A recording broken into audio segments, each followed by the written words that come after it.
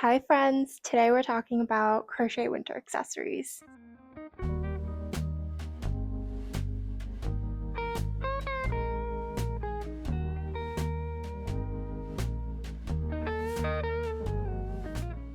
The weather's getting colder here in New York, so I thought I would make a video showing you guys all of the winter accessories that I've crocheted since I started crocheting a couple of years ago. I was thinking maybe this could spark some ideas for those of you looking for your next crochet project or gift ideas with the upcoming holiday season. Some of these projects I'm going to show you are from earlier in my crochet journey. I think winter accessory projects are a great starting point for beginner crocheters. There's a lot of options. A lot of them don't take up too much time to work up. There's a lot of free patterns and tutorials. For any of these projects where I used a pattern free or paid, I will share the name of the pattern and the designer on the screen and in the description box below. So let's get into it. We're going to start with beanies. I feel like when you think about a crochet winter accessory project, beanies are the first to come to mind. And I have crocheted quite a number of beanies throughout my crochet journey, and I've crocheted a lot of different kinds. So let me show you all of them. This is the first beanie I ever crocheted. It was a gift from my husband, and I used a free pattern online. It's called a Men's Classic Beanie by Rich Textures Crochet. You can see that it looks a bit more like knit than crochet actually because of the way that the ribbing works up, and it's made up of mostly slip stitches. So that is something to keep in mind if you're interested in making this pattern. It took a bit longer than I had initially expected because you're working with a very, very short stitch, but I think the end result was definitely worth it, and my husband wears this every fall and winter, and I was really proud of myself because I made this pretty early on when I first started crocheting, and I think it just looks very good, very clean. That was my first beanie. Then I got more into chunky beanies. This was the first beanie that I made for myself, and it is huge. I followed a free YouTube tutorial. It's the Crochet Chunky Beanie tutorial by It's Erin B or Erin Reiko. This is my favorite beanie. I made it 3-ish years ago when I first started crocheting, and I still wear it every winter. I know it looks huge, and that's because it is. It makes my head look enormous, but I really like the vibe of it. And every time I wear this, I get compliments, and it also keeps my head very warm. So I absolutely love this one. I also, with the same YouTube tutorial, made this still chunky, but not as chunky rainbow beanie. This one looks a lot more normal. It doesn't make my head look massive, but super cute as well. I really recommend that YouTube tutorial for anyone who is looking to crochet a beanie for the first time, or maybe you're a beginner crocheter. I remember as a beginner thinking like, wow, this is so easy. And she also breaks it down in a way where you can understand like the construction concept, like the basic high level construction concepts of making a beanie. And so after doing that tutorial like twice with these two beanies, I haven't really had to refer back to a beanie tutorial. Like now I just kind of know how to make one. So really, really recommend that tutorial. This is another beanie that I crocheted, and it's actually made up of leftover yarn from a sweater project. I didn't know what to do with it because I didn't have enough leftover to make another sweater work on anything bigger than a beanie. So I was like, all right, let me make a matching beanie. I feel like the matching beanie and sweater look is a vibe. So there's an idea for you if you have leftover yarn. This is a granny stitch cat ear beanie. I completely forgot about this project until I pulled it out of my crochet accessory stash for this video. I made this a couple years ago, like again, pretty early in my crochet journey. I remember seeing all these cute cat ear beanies on Pinterest and Instagram. So I was like, all right, I have some leftover yarn. And funnily enough, this is leftover yarn from another beanie project that I worked on and gifted to my dad. So I remember crocheting this, but I've literally never worn it, and I think it's just because it's not really something that goes with my vibe. But when I tried it on for this video, I was like, wait, that's really cute. So I think I'm actually gonna wear this winter. I think it would look cute maybe with like a black hoodie and black sweatpants kind of look. I didn't follow a pattern for this one, but I remember it being pretty easy to kind of freehand. Basically what I did was create one horizontally long rectangular panel made up of granny stitches. So this is one long rectangle this way. Does that make sense? Like this is double the width. and then I just folded it in half like this and then seamed the top and the side, and then I added the ribbing on the bottom. So that's how I put this together. I hope that made sense. Those are all the beanies that I've crocheted that are still currently in my possession. I have crocheted more throughout the years that I've gifted to family and friends. I know sometimes people are worried that gifting crochet beanies can be seen as more of a boring gift. I think there are ways to personalize them and make them more fun. One thing I did last year for a friend's birthday is I made this checkered beanie and I used the colors of her favorite WNBA team that she follows very closely. So this neon seafoam and black color combo is the same color as the New York Liberty team. My friend has sent me pictures of herself wearing this to basketball games. I feel like it's a nice way to add a little bit more of a personal touch to an already personal gift, right? Like you're hand making something for someone that's already such like a nice personal touch, but then taking a little bit further by integrating their interest or like a favorite sports team. I was thinking you could even add the applique of the team logo on as well on top of the beanie. So those were all the beanies, and now we're going to move on to balaclavas. I only have 3 to show you, so not that many, but I remember I made all 3 of these back to back, and I went through a very speedy balaclava phase my first year of crocheting. This is the first balaclava I ever made. I made it when I was living part-time in Chicago. I was going back and forth between Chicago and New York 3 years ago, and I remember it being so cold in Chicago. So I went to the yarn store and they had this cashmere yarn on sale. So I bought some of that and I made my first balaclava. And I used, again, a free video tutorial on Erin YouTube channel. I can't believe I'm sharing footage online of how I look in this because I think I look a bit silly, but it does the job. It definitely kept me warm on those really cold winter days in Chicago.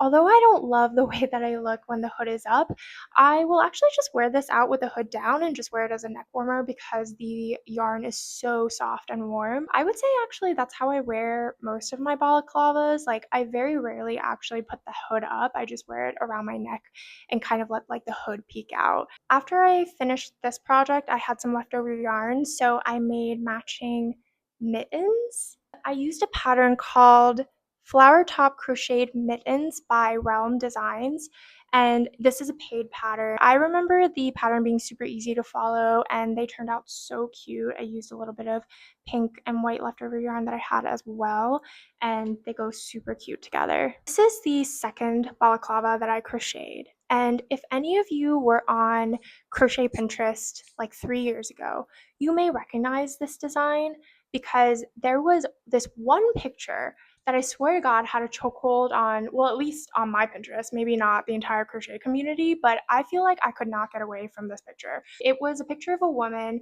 wearing this exact design of a balaclava, and anytime I looked up anything related to crocheting, that picture would come up. Like I could not escape this picture. So after seeing that picture for like the gajillionth time, I decided to make one for myself by making these alternating black-white granny squares, and then I did single crochet rows around the borders. I love the way that this one looks, and I actually completely forgot I had this until I took it out for this video, and it's great timing because we're going from fall into winter right now, and I'm definitely going to wear this cold season. It looks fine as a balaclava with the hood up. Again, I don't think I look very good in a full hood up balaclava, but I think this looks really good as a neck warmer with the hood down.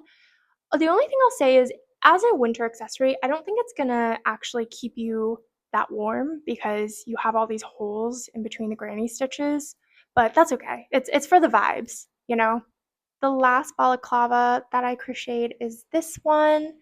It's made up of 4 very large willow granny squares. When I made this, I remember I had just learned how to make willow granny squares and I got really hooked onto them. I just really liked the way that they looked. So I made a bunch of these without a project in mind. And then again, I was in Chicago in the winter time. So I was like, let me see if I can make a balaclava with this. So I seamed them together. I didn't use a pattern for this one. And then I made some ribbing on the bottom for the neck warming portion. And then I made scalloped edges for the face opening.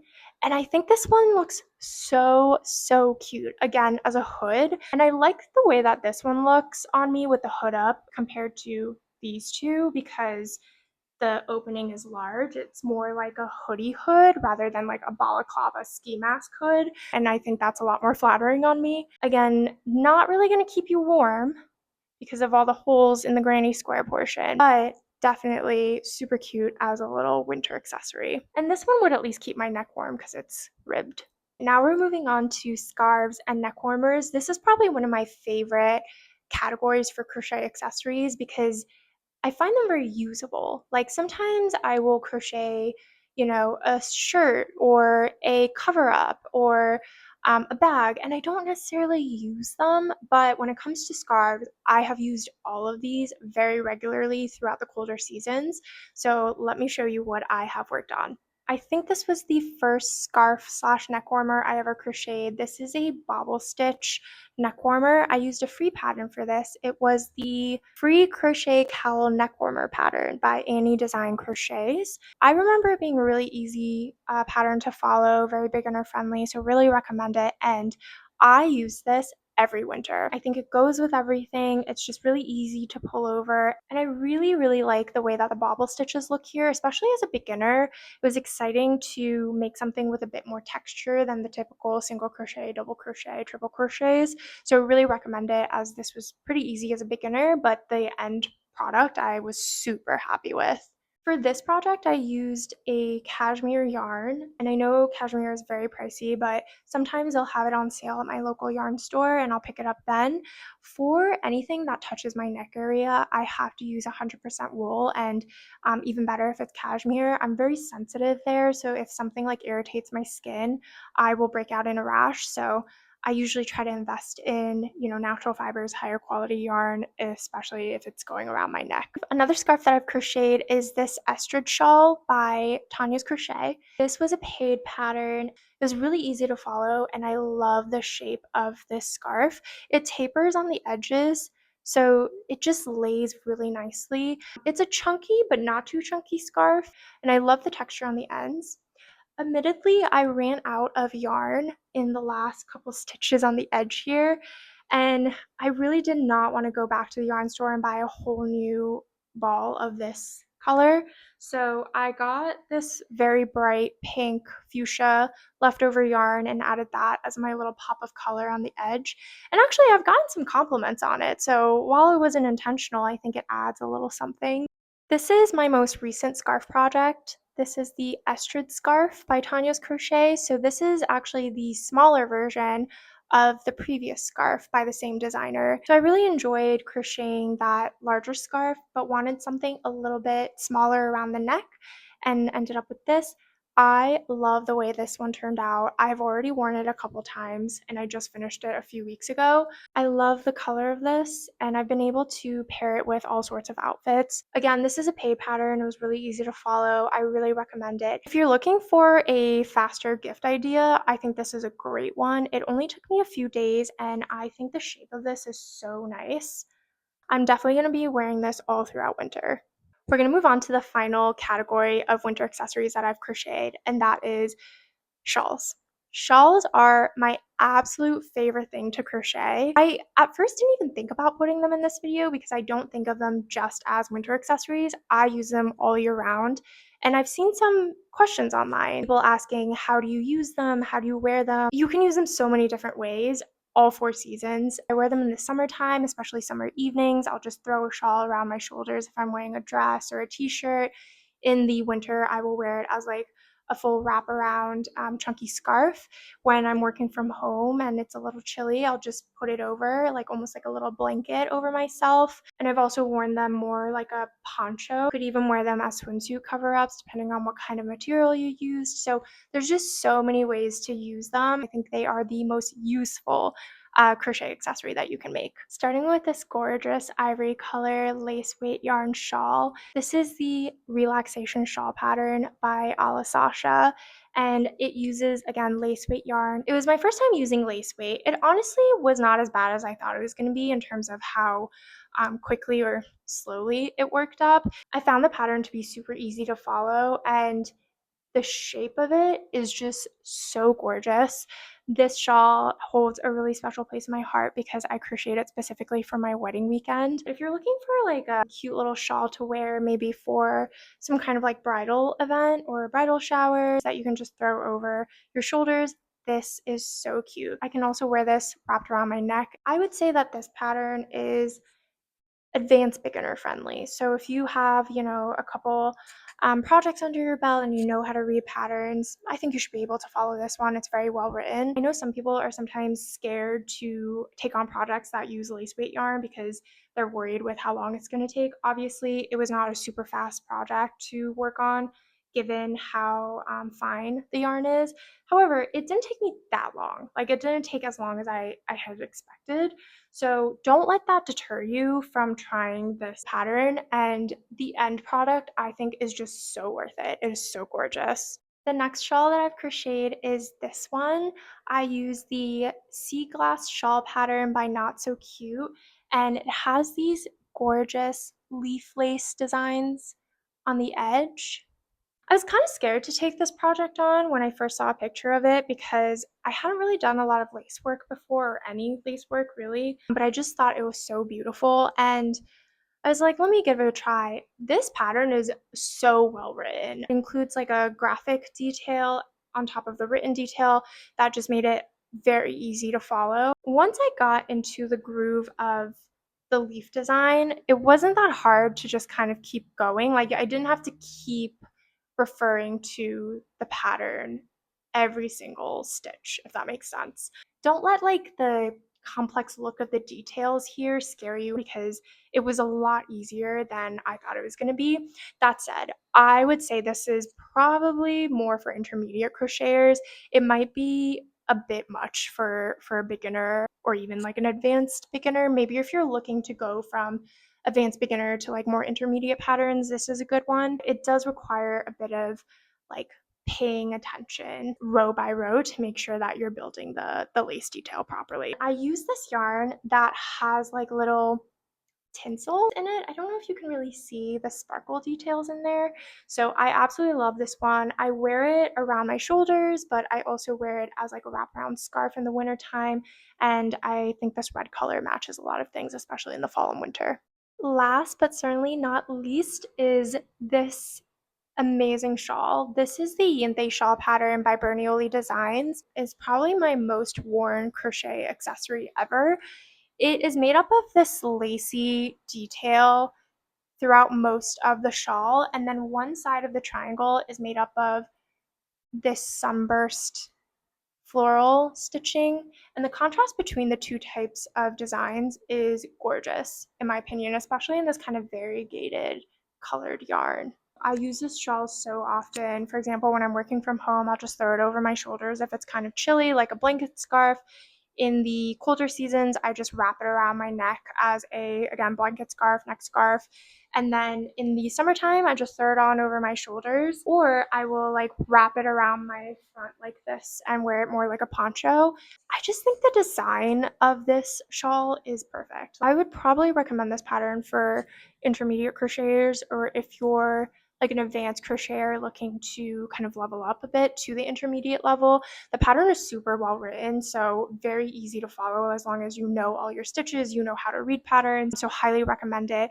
This one did take quite a bit because it is a very large shawl, but again, I think the end product is absolutely worth it. It is just so gorgeous. That is all of the winter accessories that I've crocheted since I started crocheting in 2022. Hope you guys enjoyed the video and let me know what you guys are working on in the comments. All right, bye!